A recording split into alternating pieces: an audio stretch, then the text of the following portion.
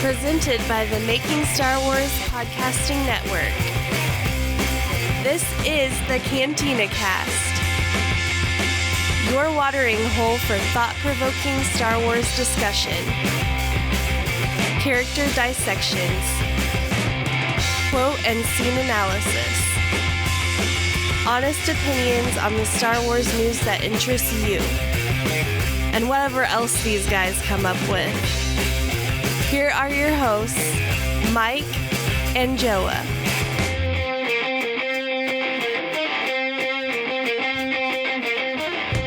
All right, welcome to episode 186 of the Cantina Cast. I'm your host, Mike, and as always, I am joined by my friend, Joao. Joao, say hello. Hello there. Well, at this point, Mike, I hope we're a little bit more than friends. What? Well, yeah. Well, hey, it's been like a marriage. I will say that in the last, 4 or 5 years. I'll give Mike, you that. You know what I do? Oh, George, enough of you. We've had enough of you. Just ask Marcia. Yeah, real. Oh, boy.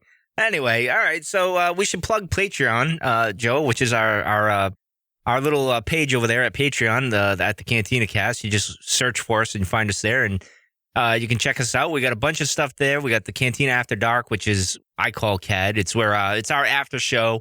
We got one as this comes out. There'll be one out. There's episode 3 will be out, I should say.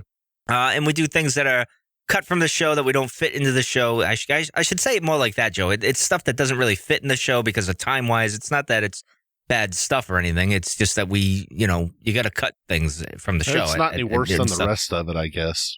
Well, that's true, especially this episode. But in any case, so do that. Joe has got his blogs that he puts out, his little snippets there. I got my spoiler podcast. It's a 10-minute thing I do when there's something interesting with spoilers and stuff like that. We got a bunch of stuff going on over there. We got a lot of content at the moment. We keep pumping content out for that. So, but in any case, so go do that. Go over to Patreon, and if you want to donate to us and that, we'd appreciate it, and we thank you guys that have.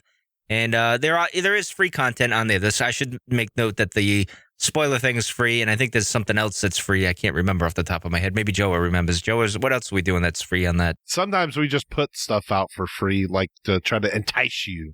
But I don't think there's any other actual definite free content. But every once in a while, we'll just put something out and we'll do it for free. But we can't do it too often because we got people paying for that content. You see what I mean? So it's not really fair to them to put out too much free content. So that's the conundrum with it. But we want to entice other people to come over and check out the page. So that's why we do it. All right, Joe. So apparently there's been some big news since the last time we talked about I guess we should call it the debacle with the Han Solo spinoff at the moment.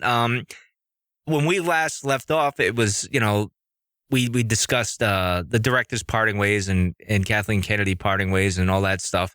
And we were left with who's going to direct. And we mentioned Ron Howard might step in. He was a name that mentioned, but we named a few others of that. We didn't really get into it too much.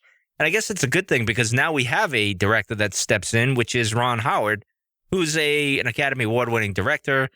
And I think the good thing is he's a veteran director, obviously, Joe, and he's going to calm the cast and crew down. And by all the reports that are coming out now, I mean, this is like where we go into the TMZ area of Star Wars here, Joe.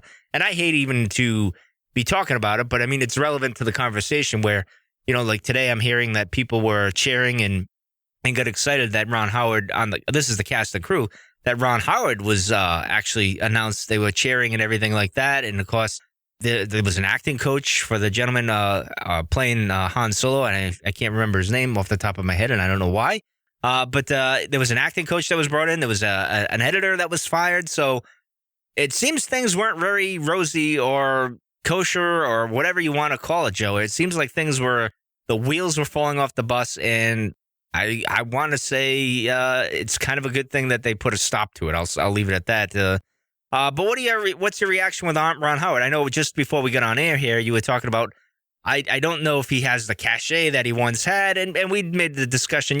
That's a lot of directors. I mean, Spielberg, he's still a great director and everything. And I don't mean to tarnish any director or anything like that. They're talented and all that other stuff. But it's what have you done for me lately? I guess it's very hard these days in Hollywood to as a director, I guess, to just stand out like a Spielberg did or a Lucas did or a Coppola, those type of things. I feel like those glory days of the directors are kind of fading now, and now it's just like do a remake of a movie and just spit it out or whatever. But what are your thoughts, Joa? Well, I mean, as far as, the first kind of thing that comes to my mind is, they were wanting to get these young directors in to do Star Wars, and for the, they've kind of been going in that direction. They did, with Ryan, they hired these guys for this.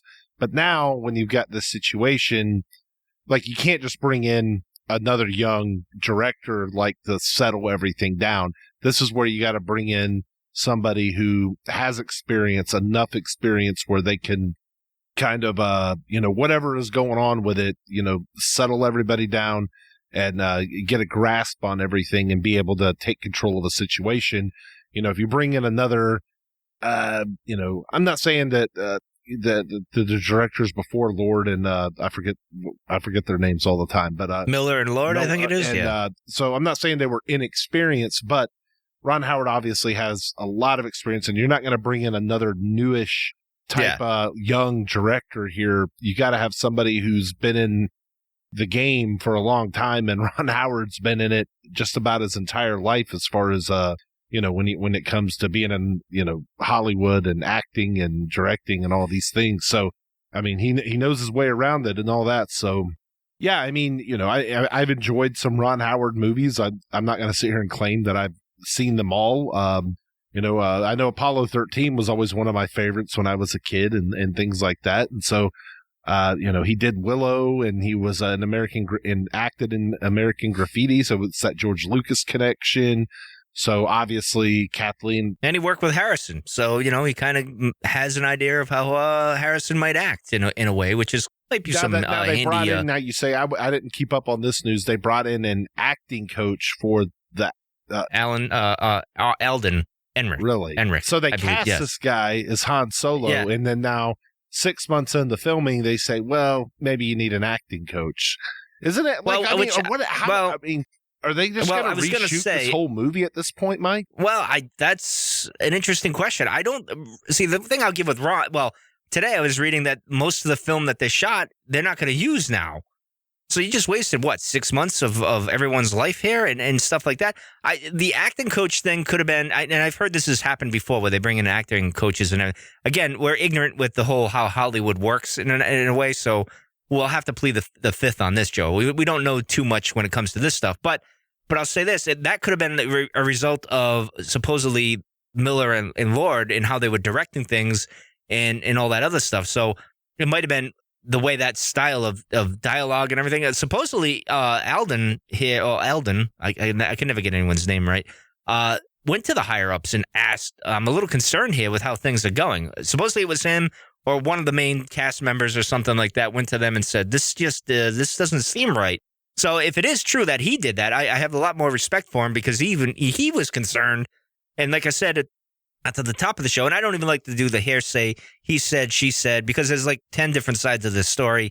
And like I told you, Joe, we're never going to know the full story, but we're going to hear a lot of rumors and everything, people that were sources that were close to the scene or whatever, that whole stuff like that. So I don't know. I don't think, I'm curious if they're going to film the whole thing. I mean, Ron Howard, he comes in, he knows what he's doing. So I think that eases, and obviously, like you said, Joe, you're going to get that veteran director to come in and just take charge, do what needs to be done, and see what needs to be filmed and everything like that. And I think, I'll put it this way. I don't think the movie's going to stink or flop or anything like that. I say everyone's going to be on edge and concerned, especially when we don't see a trailer yet. We don't see any kind of anything that give us any kind of hope at the moment, other than Ron Howard showing up and Lawrence Kasdan flying into London airport the other day, Heathrow or whatever it was, and just getting people calmed down and everything like that. So to me, I think I'm not worried. I'm concerned. Will it get delayed?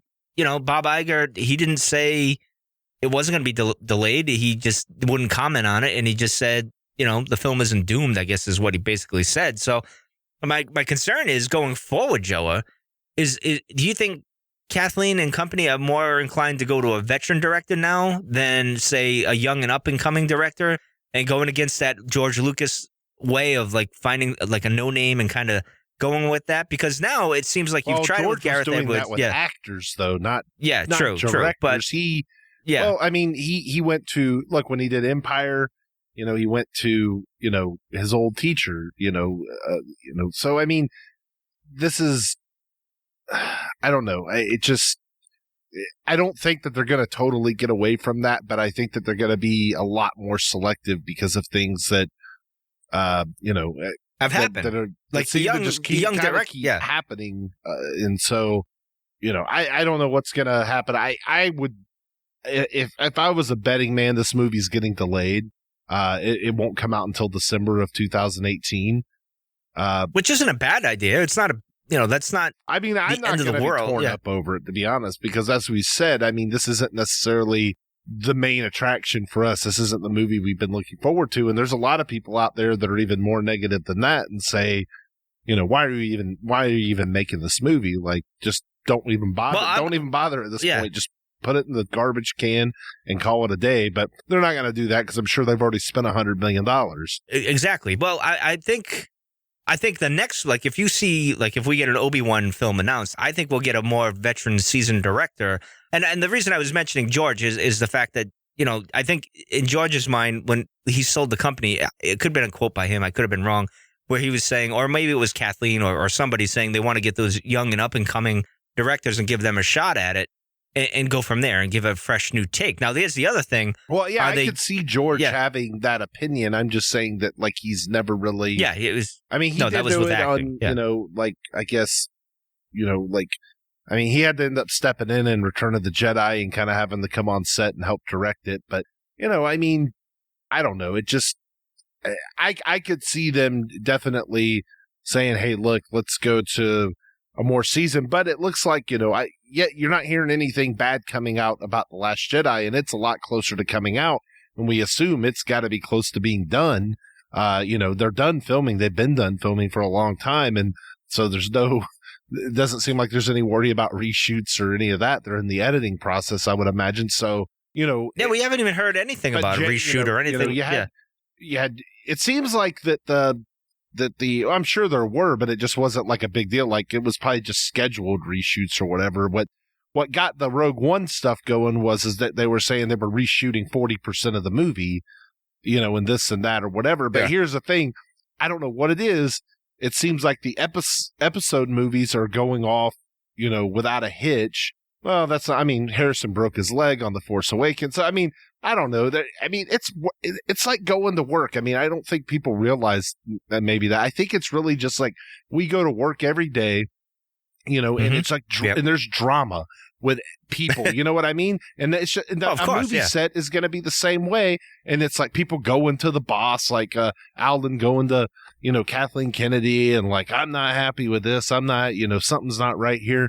It just sounds like a normal office scenario to me, but it's just funny that I guess because it's either Star Wars and we pay attention to it more or whatever the case is.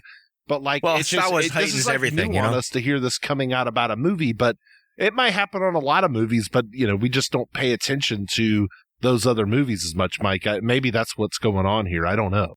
Yeah, I would assume. But I even touched on it last week when we were talking about it. I said, like anything, with all that money, all that talent and stuff, there's people are going to butt heads and everything else like that. So, we came up when we first heard this announcement of the Han Solo thing. We were both like, why even go there with the big three? Like, don't touch the big three.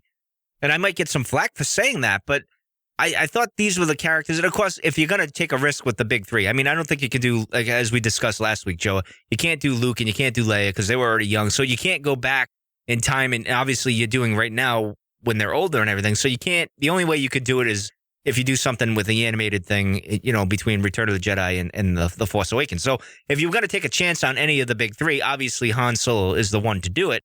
However, his character is so iconic.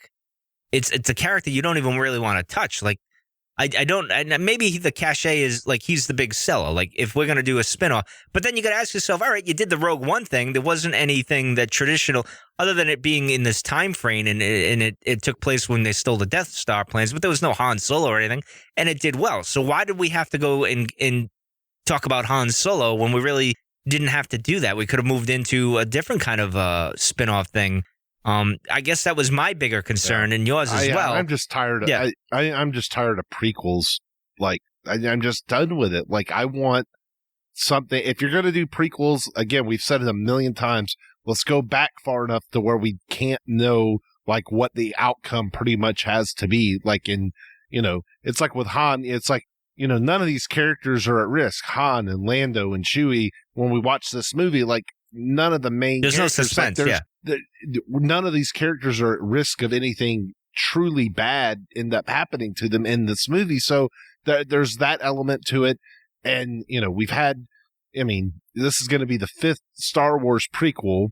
And there's only, and there'll be at that point, there'll be 5, I guess, if you count from the original trilogy as the start, so, as everybody does. And then the 2 sequels, we'll have 5, movies that go forward, when they were coming out. And then we have 5 prequel movies, when Han Solo comes out. So it's, I'm not. Well, let me ask you this. I'm not against prequels, like, totally, but like, there's actually like not that many prequel movies like ever, and prequels didn't even become like a thing really until George Lucas kind of started it. Like, there were a couple of movies that were considered prequels before George Lucas did the Temple of Doom, which is a prequel to the first Indiana Jones movie, and then obviously the Star Wars prequels, but there's only like 38 or 39 total movies that are considered prequels that have ever been made in the history of movies. And there's probably a reason for that. Like, so, think of all the thousands of movies that have been made, and only like 38 of them or something are considered prequels to an original movie that has come out. So I don't know. I'm just tired of it. I'm tired of the Rebellion era, like now in the Visceral game, they announced their thing and it's going to be in this. And I've heard, it had to be in this period to tell the story they wanted to tell. Well, they chose to tell that story. And again, they put us right into the Rebel era. And I'm just kind of over it, Mike. I don't. Well, we said this before on the show a million times, but now I just sound more negative about it. I sound tired about it. Like, I'm exhausted on this storyline, and I'm over it, and I don't care about it anymore. Like, and I don't care about this era anymore. It doesn't mean I don't care about those movies that have already been made, and I won't watch them. I'm not saying that. It's like, but I've gotten... No, you just want to explore. I've gotten everything I can out of this era of Star Wars, and I don't really care about any more being made in any medium. Well, what if... Now, we're big fans of Obi-Wan. That would obviously be a prequel or a prequel extension, I guess you could say, of Revenge of the Sith. So, would that would be like the end of it for me, in a sense. Like, I'd be like, all right, can we finally move on to... I know everything's held hostage because of... The Force Awakens and the sequels and everything else like that. And then maybe, hopefully, they take the governor off and we can finally expand this universe. And because that's what they talked about. Let's expand the universe. Let's do something different. Let's break new ground. But yet they're still stuck in... granted, corporate-wise, you'd go back to the thing that obviously sells for you. I don't fault them for that. But if you're talking, let's do something new. Let's get out of this era. We've said it before. If it has Star Wars in the name and it has lightsabers, like, people are going to watch it. Like, if it's a live action thing, like, people are going to turn it to the movie theater. People are going to pay attention and check it out. Whether it's 3,000 years before A New Hope, or 3,000 years after A New Hope, or whatever time period you want to put it in. But Mike, I'm so frustrated with all of this. Honestly, like, I don't even care if they do the Obi-Wan movies at this point. It's just like, if I said, hey, we'll never do another movie in this era, and that means we're not going to do the Obi-Wan movies, but we're promised we'll never go back into this. If that's a sacrifice I had to make, I would just say, okay, fine. Like, maybe we'll, that's steep. Maybe we'll get That's a steep price. But maybe we'll get you in the sequel or something as a Force Ghost, and maybe that'll just have to be good enough, because it's a steep price. But I think for me, on a personal level, at this point, on a frustrated level, it's a price I'd be willing to pay just so they would get the hell out of this era. Please quit talking about it. I'm done with it. Well, we talked about oversaturation. Now, is the oversaturation just being in this era now? Like it's all the same? There's nothing. So. I mean, yeah. I think that's the problem now. Eventually, it could be widespread to Star Wars, but Star Wars always has a way of being immune to that to a certain extent. I mean, it's everything has Star Wars, merchandise and all this, and it has for years and years. No matter where you look, even before these sequels were being made and all that. So, whether it's no matter what the season is, there's always some kind of seasonal candy or toy or cereal or something that's got Star Wars on the box, or there's a toy or some piece of junk $2 thing in a bin somewhere, whatever, but it's got Star Wars on it. So it somehow is immune to certain things. But for me, oversaturation is finally coming with this era. Is the first time I'm really feeling like I'm over it. I'm done with it. And, I don't want to see any more comics come out. And I know there will be, but, I just don't want comics. I don't want video games unless it's Battlefront where you're covering everything. That's okay, because you're going to be doing all the different eras and everything. And so, I mean, I can live with that. And the story mode is in between Return of the Jedi and The Force Awakens. So that's expands. That's exciting. Yeah. Like that's probably more exciting to me.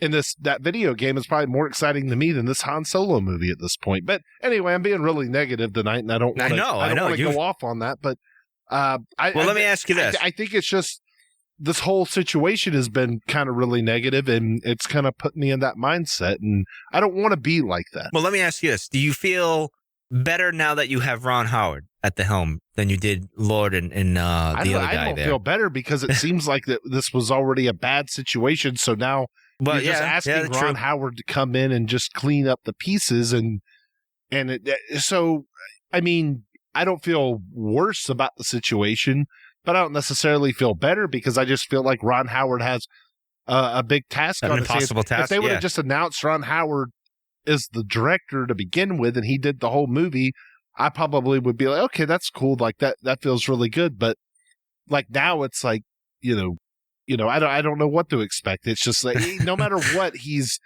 picking up the pieces, and there's only so much even the best director would be able to do with that, unless they're just really going to go reshoot most of the movie, which I wonder maybe they will.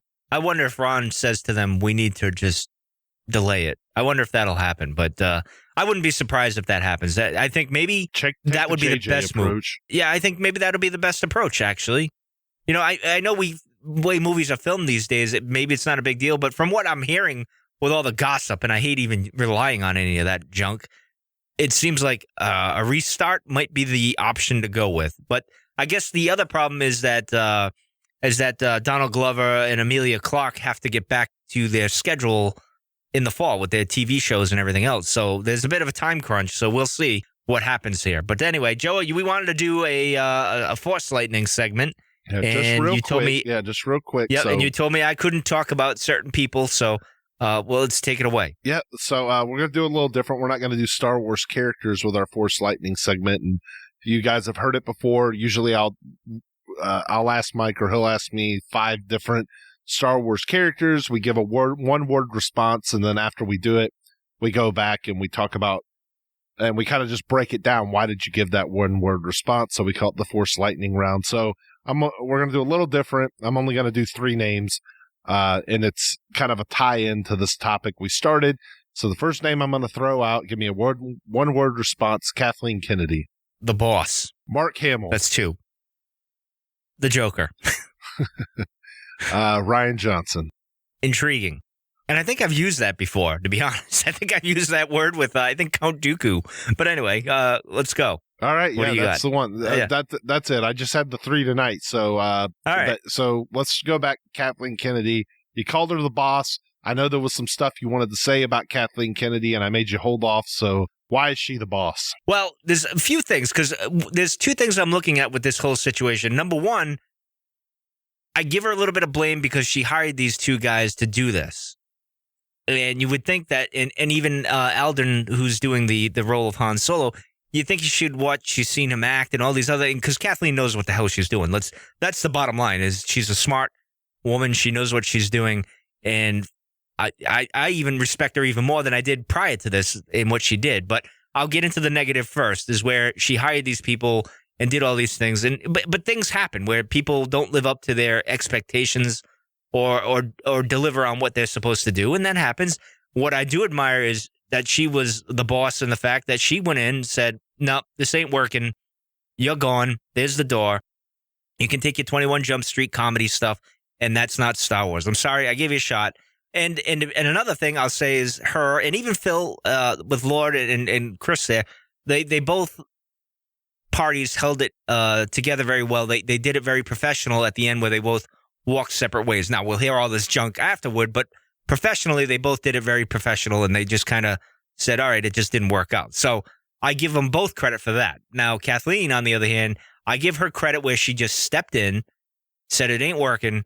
You're out the door. I'm going to get a veteran director who I can trust to come in here and fix this mess and straighten things out. Because it looks like Kathleen tried to give them a shot, hiring the acting coach and all these other things. And I thought that was, obviously she cares. She cares, and she knows enough where she's like, this isn't Star Wars. This isn't Han Solo. This is not what we paid you for. And she stepped in and do it. Now, she could have played the PC game where she jumped in and said, all right, look, the movie's not great, but we got to salvage something here. So I'm going to have this guy come in and kind of help out and all this other, almost like Rogue One in a sense with Gareth Edwards, with the gentleman that came in and helped with the reshoots and everything.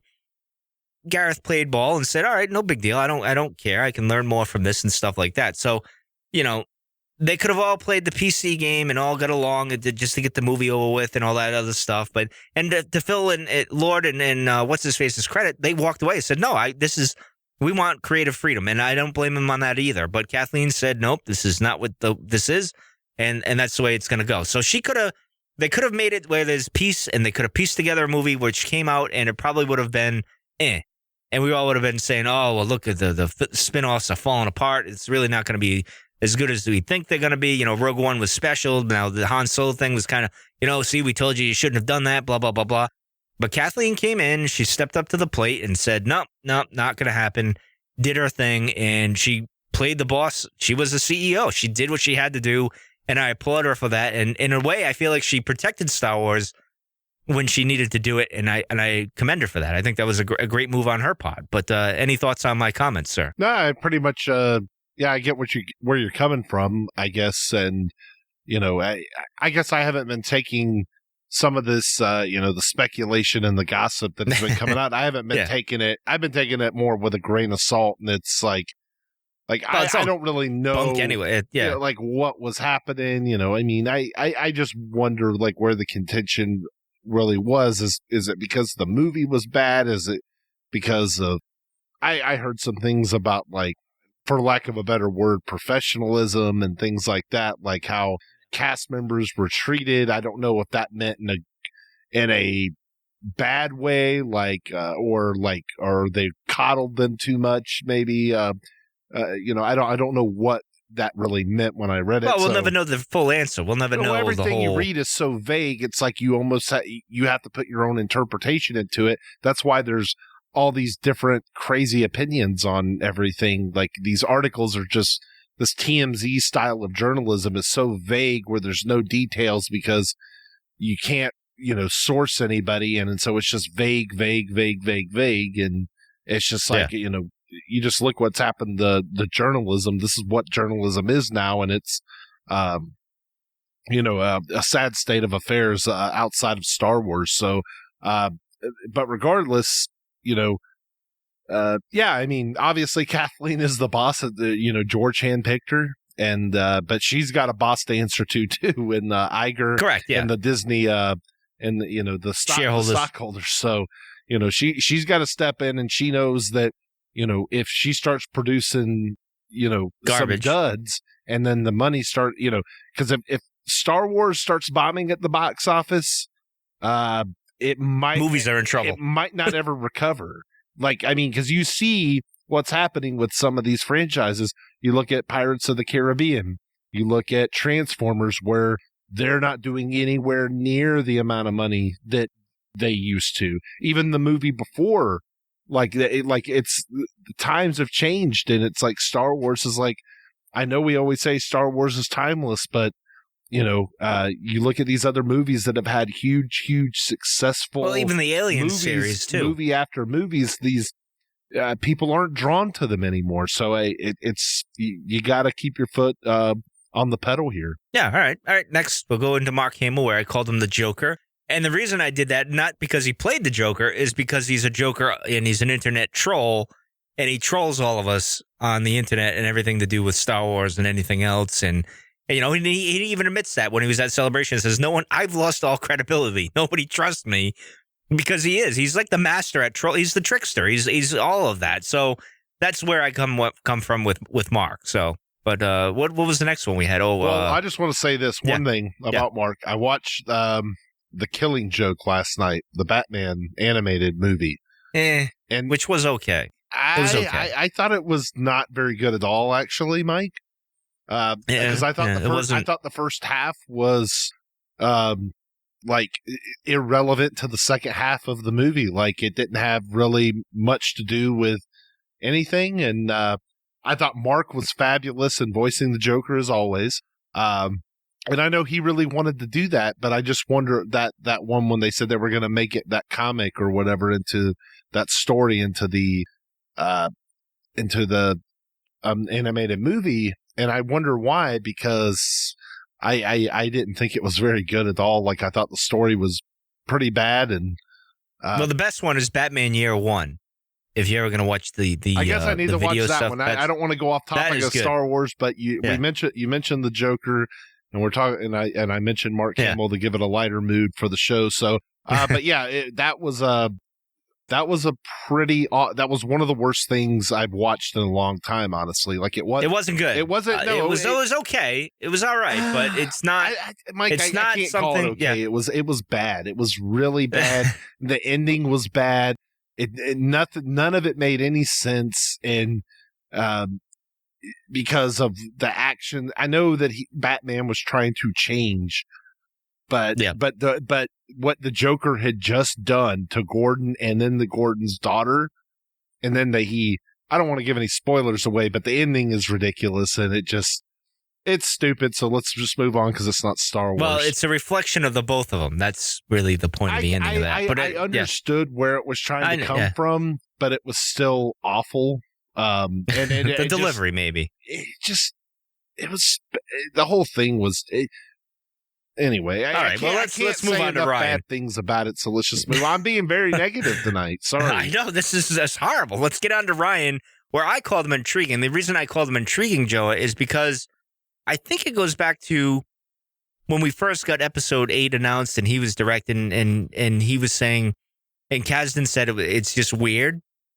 And I think that's where it comes from. And then when we hear Mark say, I fundamentally disagreed, which he kind of backtracked or kind of changed his what he meant exactly, which is no surprise, because that's what happens in Hollywood and stuff like that. But also the fact that he had in that trailer what he delivered with Luke saying the Jedi must end. Like, that was out of left field. I mean, to us, maybe not, and to maybe not our audience, because we kind of look at the whole picture and see where the Jedi are just as bad as maybe the Sith, and we look for the middle and so to speak. So for us and our audience, our listeners, I don't think that was a big surprise, but the general population kind of like, whoa, what, huh? I think what he could deliver is intriguing, and especially because I've seen Looper and what he did with Looper. Now, as you said, it was marginal. Like I said, it was marginal, like box office wise, but I thought it was a fascinating film, an intriguing film. Yeah. It wasn't the greatest thing. Yeah. Numbers don't always reflect quality. Equate. And that's what we talk about, Mike, with in regards to our show, is some of our shows are more popular than others, but it doesn't necessarily, that's because of what we're talking about, not necessarily how well we delivered it, because nobody knows how well it was going to be delivered. Even a movie, you buy a ticket to a movie, you don't know how good the movie is until you see it, but you've already given them your money. So, yeah. I mean, that's the thing. You're going off of, it's like a name recognition type of a thing. So, hell, most of the movies that win awards don't make any money. So, I mean. True.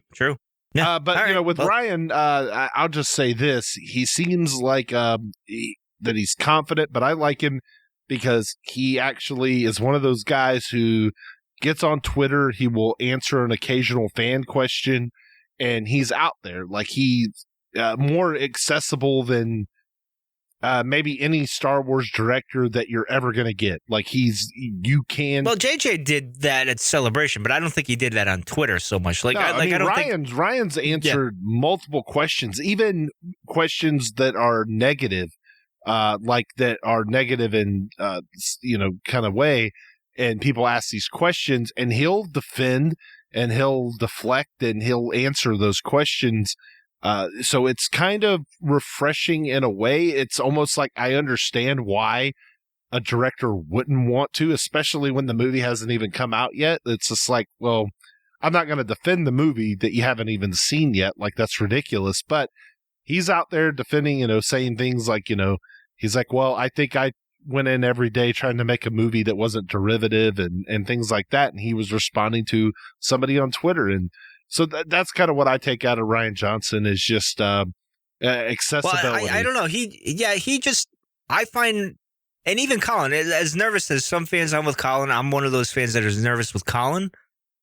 The collaboration between the two, I think is intriguing. That word again. I actually, for what Ryan's going to do, I think it's going to be a great movie, better than The Force Awakens, and I think it's going to help episode 9. Let me ask you this with Colin. Okay. Yep. Colin, are you more nervous about him writing the movie or directing the movie? See, directing the movie, I'm not nervous because he knows how to handle it. I would say writing. He knows how to handle the big budget thrill ride with Jurassic World. And I enjoy Jurassic World, but let me put it this way. I hate dinosaurs. I find them disgusting. I know. I don't know why you hate them so much. I love them. They're snakes with backbones, and I hate snakes. Well, snakes do have a backbone, Well, they do. They're invertebrates.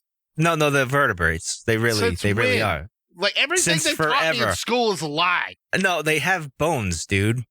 Everything. Like, I hate to break it to you. Well, everything they taught me in school was a lie. Like, you're thinking like salamanders and stuff. Like, even amphibians have bones. Like, I don't know where you're coming with this. What are you talking about? This is what they taught me in school. That I'm telling snakes are invertebrates. They don't have. No. That they're just like I was going to be a zoologist. I know this question. They have, well, the Jacob. Fine, Mike. All right. I'm not questioning you that they do. I'm saying that everything they taught me in school is a lie because they did. Well, that's typical. They did teach me that in school. I remember the stuff about space that they would tell us that is just wrong now. They would like just Pluto? They would just tell us in elementary school about. Like, and this and that and space and no, it's just wrong now. That's what they thought back then, maybe, I guess. But anyway, it's like, why go to school? Because you just nothing. Well, all you have to do is go on YouTube and learn everything. Well, so anyway, I mean, every teacher I ever had, like my Spanish teacher couldn't speak fluent Spanish, and I find that that's actually most teachers who teach foreign language in high school, they can't actually speak the language. Why are they teaching a language they can't speak? Like, this blows my mind. Like, I found this out. So anyway, this is what happened. Education is overrated, folks. Read Joseph Campbell. Just read. And read people that are actually smart. Don't listen to teachers. They don't know anything. Anyway. Oh, well, Dan might find that offensive, but anyway. Marshall. Hi, Dan. Marshall. Marshall, Dan. You guys don't know anything. You're feeding us lies. I'm going to Joseph Campbell. So anyway. All right. Yes, but get to Colin. Yeah. But as far as a director, I'm okay with Colin here because I actually enjoyed Jurassic World as far as just an entertaining movie. But I'm not invested in that movie, where it's I enjoyed the original I need the story.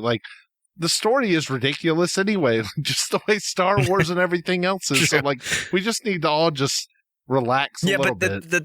I agree with you that. We all take it, we're all hypersensitive when it comes to these things. But I'll say this with but maybe as a writer, maybe you're more worried, but I didn't find anything wrong. I mean, what else are you going to do with Jurassic World? It's like the fourth Jurassic Park movie? Yeah. And I found it to be the most entertaining. It might not have been the best one, but it was easily, just rock'em sock'em the most entertaining to me. So it's just, what are you worried about here? I just don't get it. Well, the only thing that intrigues me with Colin is, why would they select him? And this is my bias here, is I'm basing it off his last film with Jurassic World, where it was the Rock'em Sock'em thing. Is episode 9 going to be just action-packed, over the top, and sets up maybe 10, 11, and 12 type of stuff? Or is it just going to be, I don't know. I'm very intrigued by him as well. So did they try to get Ryan to do 8 and 9? Was he not interested in doing 9? I'm just wondering. I don't know. I haven't heard any of that. I know JJ didn't want to do, he just wanted to do the 1. But we've never heard about, Ryan, if he wanted to do, maybe finish it off. So anyway. Yeah, but anyway. All right. Well, let's get into our main topic, which was Anakin Skywalker, and did the Force give him a pass, or his Force ghost, so to speak?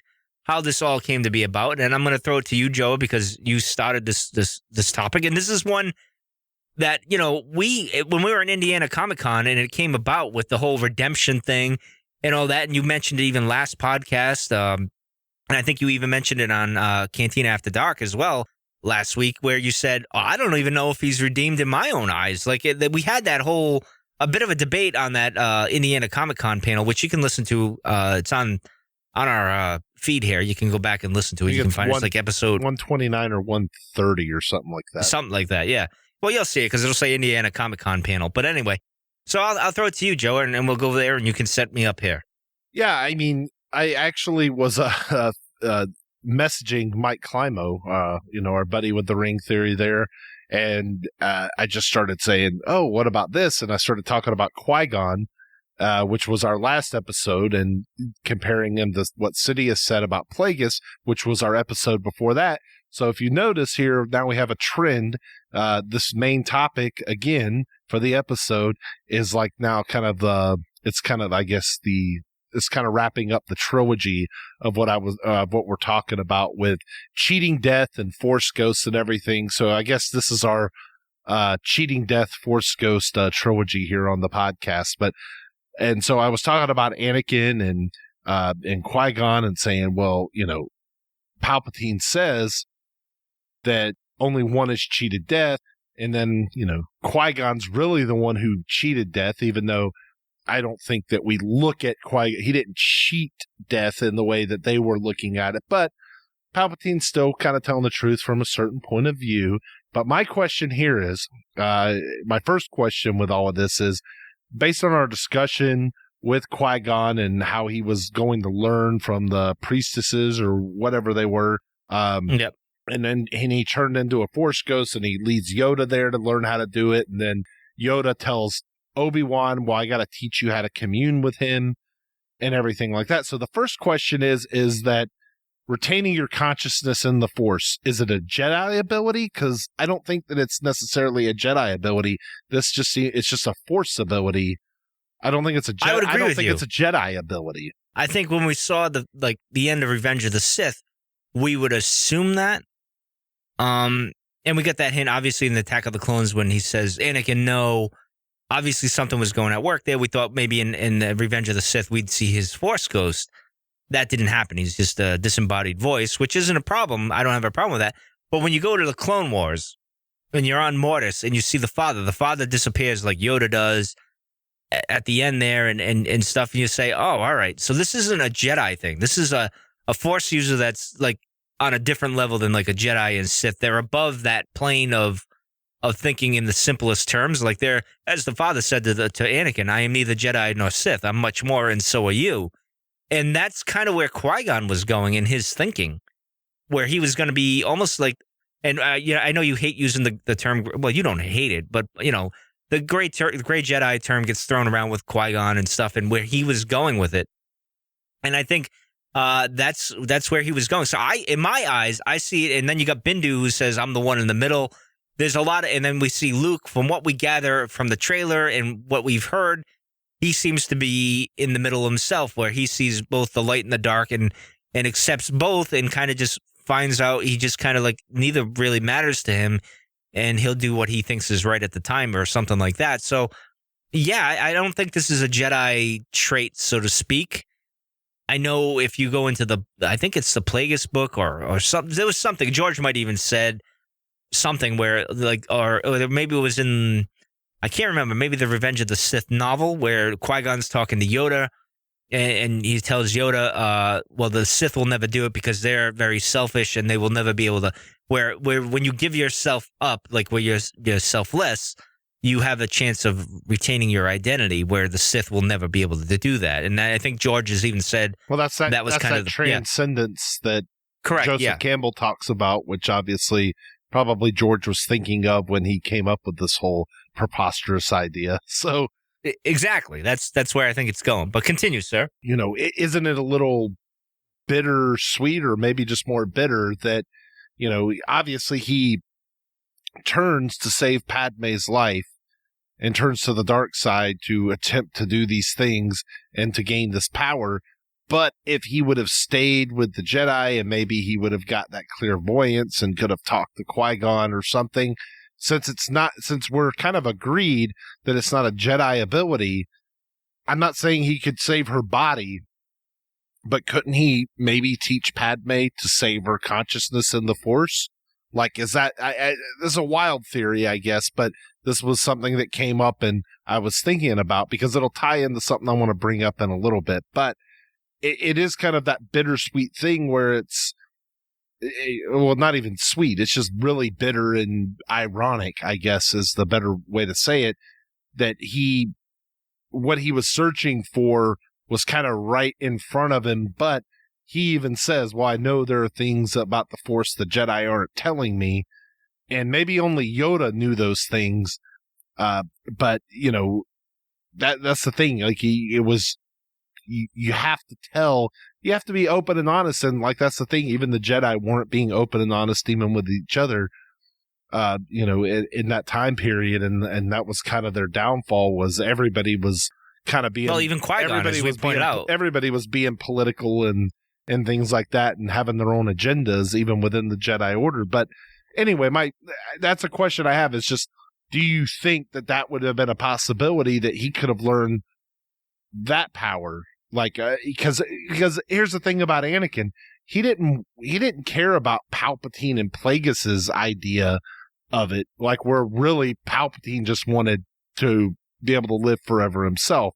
And Plagueis, obviously, was the one who came up with the idea.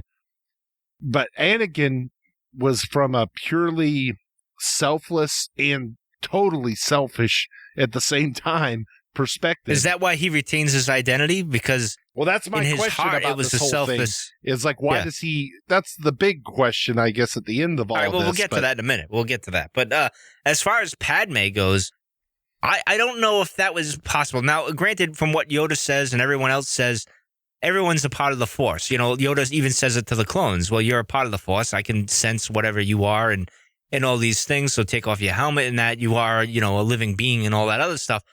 And you're part of the Force. Now, it goes into the whole midi-chlorians and the sensitivity and everything. Could he have taught her?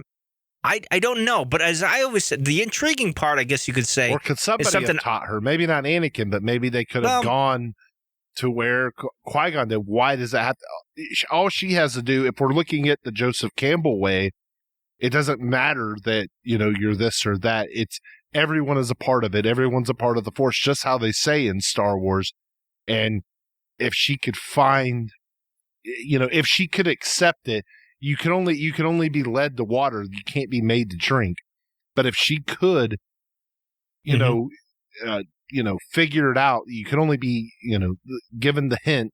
And then if you can figure out the answer, I don't see why she couldn't become a Force ghost. And there's some people who do at the end of Return of the Jedi. They said, well, if you edited Anakin, it'd have been nice if you'd have put Padme there too. But then it kind of goes against the thing. Well, now, wait a minute. Now Jedi, now anybody can become a Force ghost, not just Jedi. But I think that's the point. I don't know that it's a Jedi's ability. I think it just happens to be that it just happens to be a group of Jedi that figured out how to do it. I would agree on that part. But I mean, on Earth, we have, if you believe in ghosts, I mean, they're not Jedi. They're just ghosts wandering around. So maybe a regular person about totally different universe. I know. Well, it's retaining your identity, so to speak. And I don't know if Padme could have, in a sense, but I think it's a possibility because I don't know. Here's maybe even a better question. Yeah. I don't know if Padme would have wanted to. necessarily. I don't know. True. I mean, why? I mean, maybe you just become one with everything, and that's the better being. I mean, we don't know. Like, it seems like that Obi-Wan's ghost and everything still has a lot of pressure on him. So, like, he's still having to, like, deal with Luke, and he's, like, got a lot of stress. He's like, man, why didn't I just, like, just go to, like, regular Force heaven instead of this crap? Yeah, well, the key is that, like, from what we know and everything is that every living thing, like, as we said in the Qui-Gon episode, when you watch the Mortis arc where he's talking to, not the Yoda arc where he's talking to Yoda, he says everything that's ever lived is a part of this cosmic force, or the living cosmic force, and all that other stuff. So there is that out of where she could, if maybe she was taught how to do it, in a sense. And you got to wonder if she was shown how to do it, but then she would have to figure it out. You can't be taught these things. Is the way I'm taking it. Like, and I'm taking the Joseph Campbell way and a literal way of his teachings when we're talking about this, because this seems to me like with the Force ghosts and everything, this seems to be a direct correlation that Lucas used to talk about, transcendence and all of us being one with everything. If you believe in Jesus, then Jesus is in you. It's not just this or that. It's all of it. Like, you are a part of everything. We're a part of everything. They call Jinn Stardust. Well, we're all Stardust because, when the Big Bang happened, whoever made the Big Bang happen, whether, whatever God you believe in or this or that, when that happened, we're all stardust. We came from all the minerals and everything else. And, our hair and everything we're made of is matter, and we'll die and we'll turn back into it, and it'll go back into the earth, which will eventually, when the earth dies one day, it'll go back into space. We're stardust. So, and that's the thing you have to kind of realize with it. And I think it's just a literal adaptation that Lucas was using here.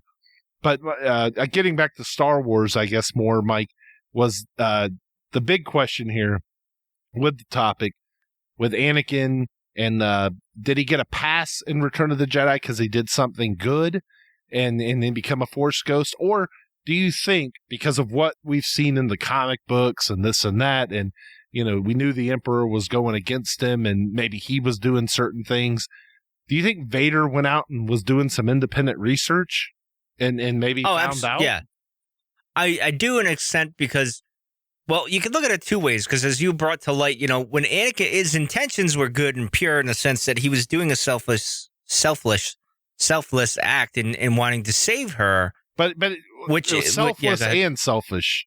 It was correct. I think it was the ultimate of both, actually. But go ahead. Correct. Like, he did want to save her and all that. So there's one aspect where the Force, okay, you had good intentions with that, and then Luke brought the good back in you, and you killed the Emperor, and you righted the ship with the Sith and everything else in the Force.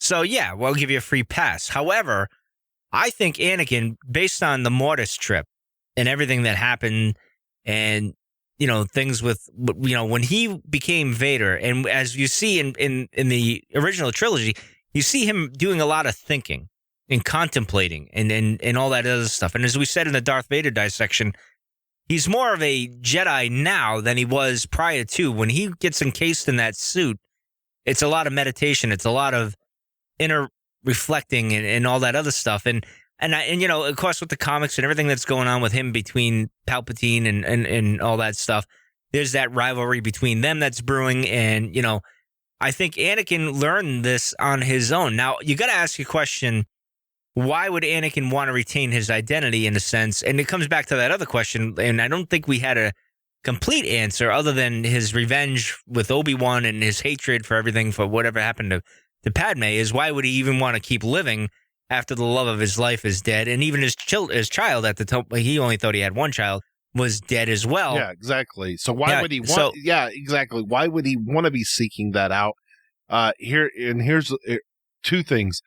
One thing I just thought of as you were talking, maybe he didn't get a pass. Maybe he didn't research it. Maybe he truly is just a part of the Force, as we've always said, and the prophecy on whatever level is true. And obviously, I don't think Shmi was lying. So maybe he was going to become that regardless whether he was good or bad in the end. Maybe he was going to become they talked about having in The Force Awakens that shifting Anakin. Yeah. That went from good to light or dark to light.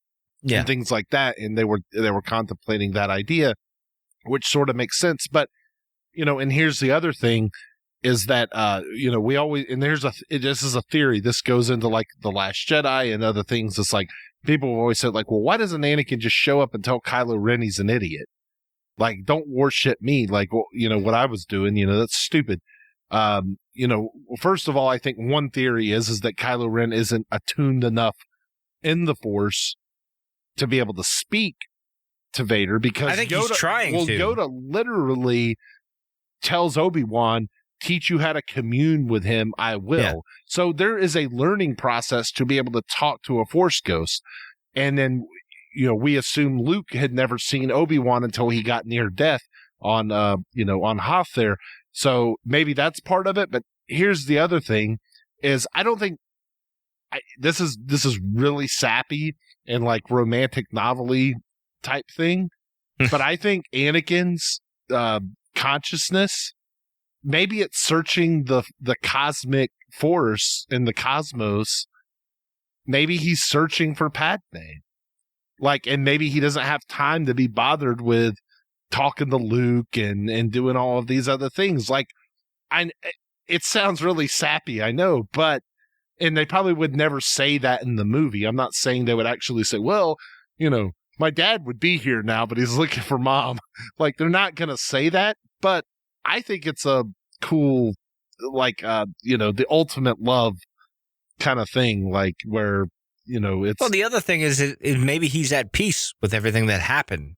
And now maybe he didn't retain his identity. After he saw Luke there, he was like, all right, I can check out now. I don't have to stick around. Back away. I don't know. Yeah. Yeah. Maybe in a way, you're right. He did go and search Padme in the Force. So wherever he is.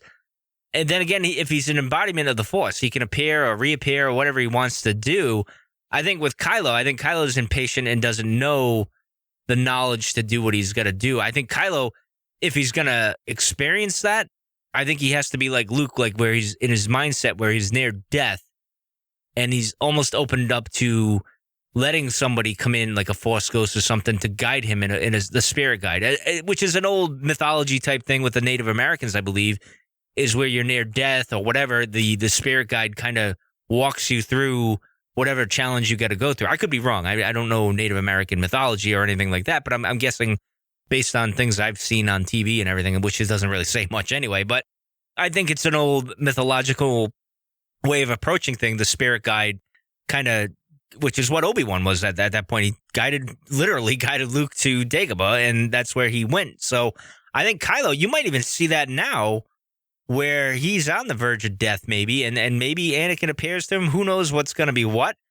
I'm very intrigued by it, so we shall see. But continue, sir. What else do we got? I mean, it's just I guess it's just those questions, it's like a kind of a multiple choice kind of answer tonight, do we think Anakin, got a pass from the Force because he is a part of the Force? Did he do the independent research? Or is it something, completely different, which we've all talked about? I mean, if I had to put my finger on it, I would guess, my interpretation would be it's because he was literally born from the Force, and that's why he was able to come back to it. And in that moment of good, that's why he appears in that good form of Anakin. So will the same happen with Luke and Leia? Because it's really, they're kind of a continuation of the Force in a sense. They're the embodiment of Anakin in a way where... Well, it's a good question. Maybe that'll lend some more answers to this question we're posing if when we see one of those characters die on screen, if their body disappears and, but we can't say that, maybe Luke had had been and figured out the process, we wouldn't know if he would. I would assume Leia probably wouldn't have time to do that. So correct. If she disappears, if she dies on screen and she disappears, all bets are off. Then we're going to be having this discussion again, and we're going to be like, okay, like she was not a fully trained Jedi. So, like, how did she know how to do that? Well, yeah, and I tend to think if they're an embodiment of the Force, they would somehow be able to retain themselves at the end of the day. I think that's the key, is because Anakin is the Force. I think the whole Skywalker line. Well, that's what we've always said, yeah. Which is why it's the Skywalker saga throughout. So yeah, I mean, I don't think the Force ever intended on him having children, and that's kind of my little theory I've always had, and it's always kind of been like, okay, I think it did. Well, I mean, maybe, you weren't supposed. This wasn't supposed to really happen this way, and now it's, it had to, because Luke had to be the one to bring him back. But now we have this lineage of, which just comes into my Rey theory. Well, that's why Rey's here, to right the whole ship and take all the Skywalkers out. That's but anyway, that's my wacky theory. Rey the Skywalker killer. Yeah, exactly. No, I mean, I think the Force had to have Padme and Anakin, have Luke and Leia, because in the future, that's one way to look at it, yeah. If you look at it, because Luke had to bring Anakin back, Leia had to lead the rebellion and kind of right and she has to be here for the Resistance now to counter that evil, while Luke is off figuring out. But if Padme would have never got pregnant, Anakin could have never seen her dying in childbirth. Well, that depends. Is that Sidious doing that whole manipulation and screwing with Anakin's head, or is that actually the Force telling him, this is what she does, basically? Well, yeah, she does, after childbirth, but it was because of his actions. So, maybe it would have happened no matter what. Maybe he would have done something even if she wasn't pregnant. So that's the conundrum you get into with these kind of questions, where it's like, well, what if? I mean, even if you change, what about that? What about this? Even if you change something, does the outcome change in the end? You don't know. I mean, what could Palpatine still have been able to, because I don't think Palpatine put that in his mind. I think Palpatine just knew it was in his mind. Yeah, I would agree with you. I don't think he was like fooling around. I think him with the idea of Obi-Wan and Padme, maybe like putting that in his head, but that didn't. You don't see that on screen or anything like that, and not that it's really canon or anything like that. But I think he obviously was toying with his mind with stuff like that, with the Jedi and all that other stuff, and not making him a master, and playing on his emotions that way. Obviously, I think that's the case. I don't think he was putting little seeds in his head and stuff like that. So I don't know. I mean, to me, I think because Anakin's the embodiment of the Force, that's why it happened. I do think he was searching for more knowledge at that point, but you got to ask the question, why would he even do that at that point? I mean, he was just full of hate, rage, and didn't really care. You got to ask the question, why is he even alive? Why didn't he just take the saber and just stick it in his head and just end it all? Because he doesn't have the love of his life anymore. The child he thought he was going to have is gone. His best friend betrayed him in his eyes and all that other stuff. The guy that's at the helm there is really a jerk to him and lied to him and took things away from him. So why even your mom's dead? Like you never had a father. Why even hang around? I don't understand that part.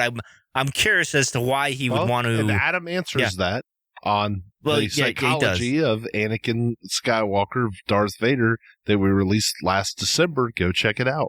Yeah, well, I'll have to go back and listen to that. I guess I don't know. He talked about that explicitly, Mike, and the thing was that he had to make everything, it had to mean something, because he did all of these horrible things, and then now he had to justify it somehow. It was basically the only explanation that could be given, because and Adam, I've listened to the show a couple times because I love that episode that we did, and Adam says that the only way that, or he actually says that's the only way he could have kept going was to find something to justify it by. But in our medical terms on Earth with psychology, like Darth Vader, like you're right, he shouldn't have survived. He says that on the episode if you go and listen to it. So, well, I remember that. I remember we talked about that, but I don't remember the whole. I'll have to go back and listen to it now this week on the way to work. But In any case, anything else we need to say about Vader and his Force Ghost? I mean, is he redeemed? I guess that's the big question at the end, Joe. I mean, as I've always said, to the Force and to Luke, but not to me. Yeah, exactly. And to me as well. I mean, the horrible things he did in the eyes of the Republic. I hate Darth Vader's character. Like, I love Darth Vader. I'm going to go buy his, his action figure, his statue. I want the Darth Vader stuff. He's cool. But if we're talking on a moral level here, and you're asking me the question, no, he's not redeemed. He's a crazy person. Like, he's done not a crazy person, but he's done horrible things, and he's maybe made himself into a crazy person. So he's. I imagine he torments himself If I sent my kid off to be a Jedi and then he killed my kid, I wouldn't forgive him. Would you? Exactly. No, but I think that there's the answer. Is he redeemed? In the human eyes, no. In a godly way, would God forgive him? Would the Force? Would the Force forgive him? Maybe, but I don't think most humans would. Well, I think the key is for him. I think he finally when you go to the Mortis arc and the son is speaking to him as Shmi, she's saying you need to let go of your guilt, which is a big thing that with Darth Vader, the guilt haunts him and fuels him to do the horrible things that he does. So finally, when he sees Luke and all that other stuff, he lets go of that guilt and just does something out of pure love for his son and Padme and all that stuff. And that's why he's redeemed in the eyes of the Force, so to speak, and rights the ship and everything. But as far as the Republic and everybody else, it's like, nah. And you see that with bloodlines. Like when it's announced that Leia obviously was the daughter of Anakin Skywalker, who became Darth Vader, and it's all found out and everything. People look at her like, oh, whoa, well, look at her in a different light and all that stuff. And so that's how I guess that's the answer to the question at the end of the day. But in any case, I guess we're done, Joe, unless you have anything else to add to the Force Ghost. Nope. You can find us on patreon.com/thecantinacast, I think it is. Facebook.com/thecantinacast, at the Cantinacast on Twitter and on Instagram. And, you can email us at cantinacast, just cantinacastfanmail@gmail.com. Excellent. All right. Well, we'll be back next week, and hopefully we'll have an exciting conversation again next week. So take care, everyone, and be safe.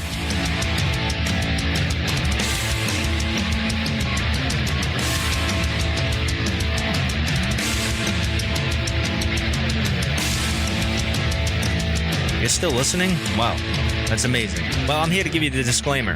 Normally we do a big, long, drawn-out disclaimer thing saying what's what and who's what and all that other stuff, but I think you guys kind of know that Lucasfilm and Disney have no affiliation with us at all, and we have none with them.